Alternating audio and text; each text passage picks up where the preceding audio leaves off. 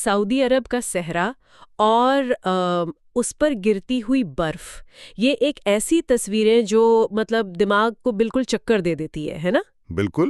ہم سب کے ذہن میں تو عرب کا مطلب ہے میلوں تک پھیلی ریت، چلچلاتی دھوپ اور وہ اونٹ. جی، لیکن پچھلے کچھ عرصے سے جو تصویریں آ رہی ہیں تبوک سے، الجوف سے، یہاں تک کہ مدینہ منورہ کے قریب سے، وہ اس پورے تصور کو بالکل الٹ کر رکھ دیتی ہیں. اور صرف برف ہی نہیں، سب سے حیران کن منظر تو وہ ہے جب اونٹوں کو برف پر پھسلتے ہوئے دیکھا جاتا ہے. ہاں، جو گرم ریت پر چلنے کے لیے بنے ہیں. جی، یہ ایک ایسی تصویر ہے جو مذاق لگتی ہے لیکن ہے بالکل اصلی. پھر جدہ میں سیلاب، مکہ کے پہاڑوں کا اچانک ہرا ہو جانا. تو یہ کوئی ایک آدھ دن کی خبر نہیں رہی اب؟ نہیں، بالکل نہیں. یہ اب ایک نیا معمول، ایک نیو نارمل بنتا جا رہا ہے. بالکل، اور یہی آج کی ہماری گفتگو کا مرکز ہے.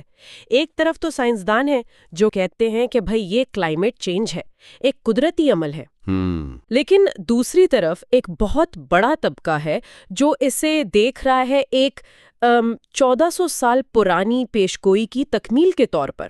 جی. تو سوال یہ ہے کہ کیا یہ صرف موسم کی ایک عجیب کروٹ ہے یا اس کے پیچھے کوئی گہرا روحانی اور مطلب تاریخی پیغام چھپا ہے؟ میرے خیال میں شروع کرنے کے لیے سب سے اہم بات یہ سمجھنا ہے کہ یہ تبدیلیاں کتنی بڑی ہیں. ٹھیک ہے. جب ہم کہتے ہیں نا کہ عرب میں برف پڑی تو لوگ شاید سوچتے ہوں گے کہ کسی اونچے پہاڑ پر تھوڑی بہت گر گئی ہوگی. ہاں، عام طور پر یہی خیال آتا ہے. لیکن ایسا نہیں ہے.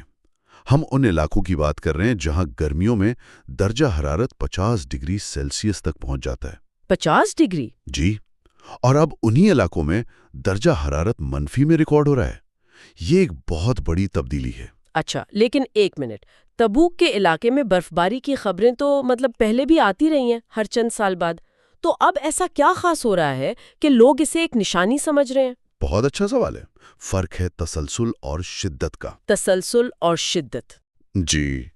پہلے یہ ایک نایاب واقعہ ہوتا تھا جو شاید 10 سال میں ایک بار ہو گیا. لوگ اسے دیکھنے جاتے تھے، ایک عجوبہ تھا. صحیح. اب یہ تقریباً ہر سال ہو رہا ہے. بارشوں کا پورا پیٹرن بدل گیا ہے. مکہ اور جدہ جو اپنی شدید گرمی کے لیے مشہور تھے، وہاں تو اب سیلاب آ رہے ہیں. اتنی طوفانی بارشیں کہ سڑکیں دریا بن جاتی ہیں، گاڑیاں کھلونوں کی طرح بہتی نظر آتی ہیں. یہ تبدیلی صرف درجہ حرارت کی نہیں بلکہ پورے ایکو سسٹم کی ہے. تو آپ کہہ رہے ہیں کہ یہ اب کوئی الگ تھلگ واقعہ نہیں رہا؟ بالکل نہیں. یہ ایک واضح پیٹرن بن گیا ہے.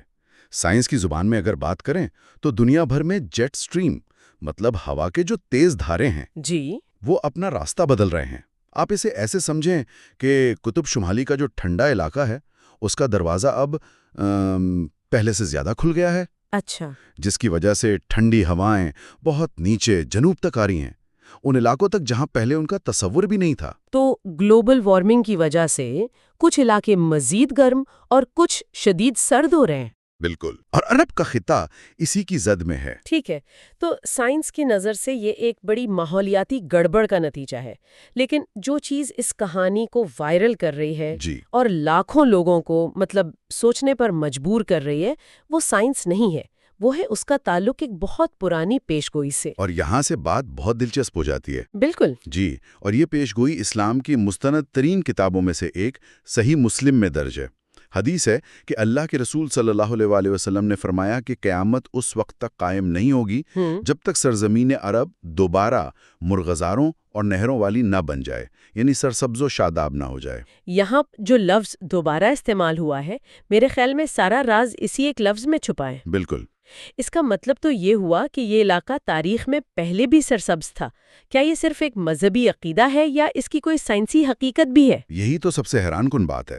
پچھلی چند دہائیوں کی جو سائنسی تحقیق ہے اس نے اس بات کو 100% ثابت کر دیا ہے. سیٹلائٹ امیجز اور زمین کی کھدائی سے یہ پتہ چلا ہے کہ ہزاروں سال پہلے آخری برفانی دور کے بعد جزیرہ نما عرب صحرا تھا ہی نہیں. اچھا، تو کیا تھا پھر؟ یہ ایک ہرا بھرا خطہ تھا.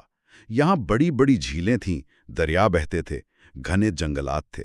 یہاں ہاتھیوں، شیروں اور دوسرے بڑے جانوروں کے فاسلز ملے ہیں. واہ، مطلب یورپ کی طرح کا کوئی سرسبز علاقہ؟ بالکل.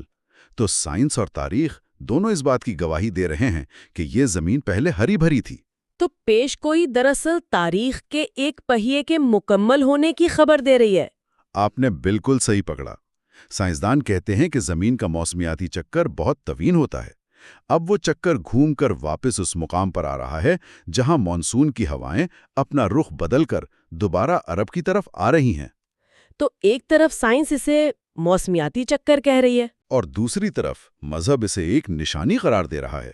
دلچسپ بات یہ ہے کہ دونوں کا نتیجہ ایک ہی نکل رہا ہے کہ عرب کی سرزمین سرسبز ہو رہی ہے۔ جی ہاں، تو گویا ایک قدرتی عمل تو چل ہی رہا ہے، لیکن اس کہانی میں ایک تیسرا کردار بھی ہے، اور وہ ہے انسان خود۔ کیا یہ حلالی صرف بارشوں کی وجہ سے آ رہی ہے یا اس میں کچھ اور بھی شامل ہے؟ بہت اہم نکتہ ہے۔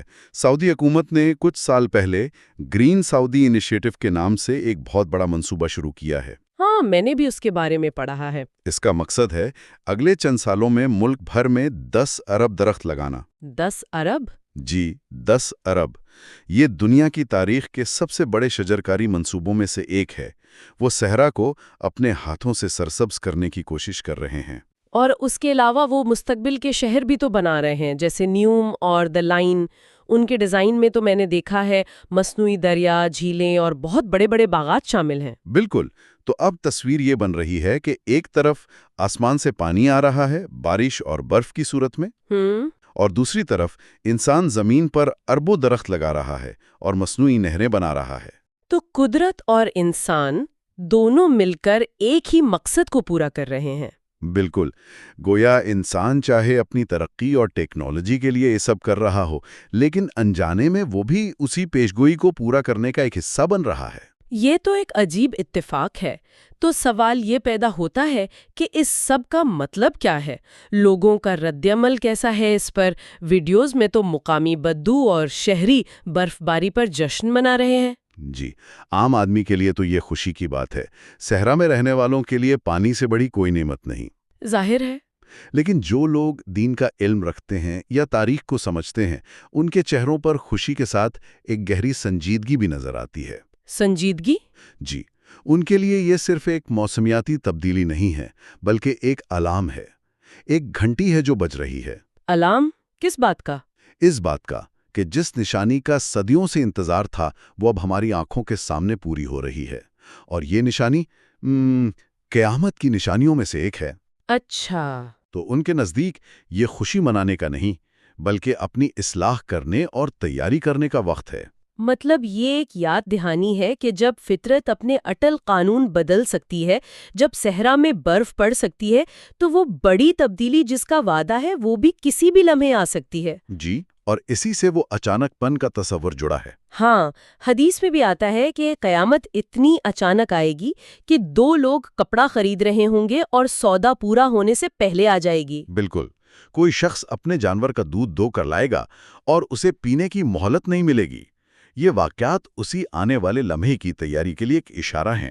تو اس نقطہ نظر کے مطابق یہ نشانیاں ڈرانے کے لیے نہیں ہیں۔ نہیں، بالکل نہیں، یہ جگانے کے لیے ہیں۔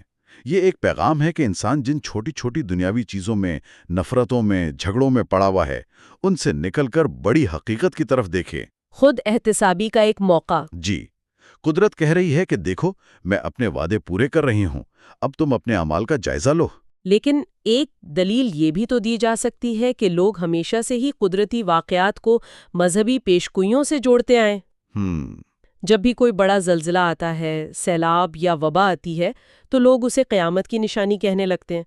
تو کیا یہ بھی اسی طرح کی ایک بات نہیں، جہاں ہم ایک موسمیاتی تبدیلی کو زبردستی ایک پرانی تحریر پر فٹ کر رہے ہیں؟ یہ ایک بہت منطقی سوال ہے، اور اس میں کوئی شک نہیں کہ انسان ہمیشہ نامعلوم چیزوں میں معنی تلاش کرتا ہے۔ جی، لیکن اس معاملے میں جو چیز اسے مختلف بناتی ہے وہ ہے پیشگوئی کی وضاحت۔ یہ کوئی مبہم بات نہیں ہے کہ آسمان سے آفت آئے گی۔ صحیح۔ یہ بہت واضح ہے، سرزمین عرب دوبارہ سرسبز و شاداب ہوگی اور نہریں بہیں گی، اور آج ہم ٹھیک یہی ہوتا ہوا دیکھ رہے ہیں۔ اور سائنس بھی اس دوبارہ والے حصے کی تصدیق کر رہی ہے۔ جی، یہ مطابقت اتنی سیدھی اور اتنی واضح ہے کہ اسے نظر انداز کرنا بہت مشکل ہے۔ تو دونوں طرف کی دلیلیں اپنی اپنی جگہ مضبوط ہیں۔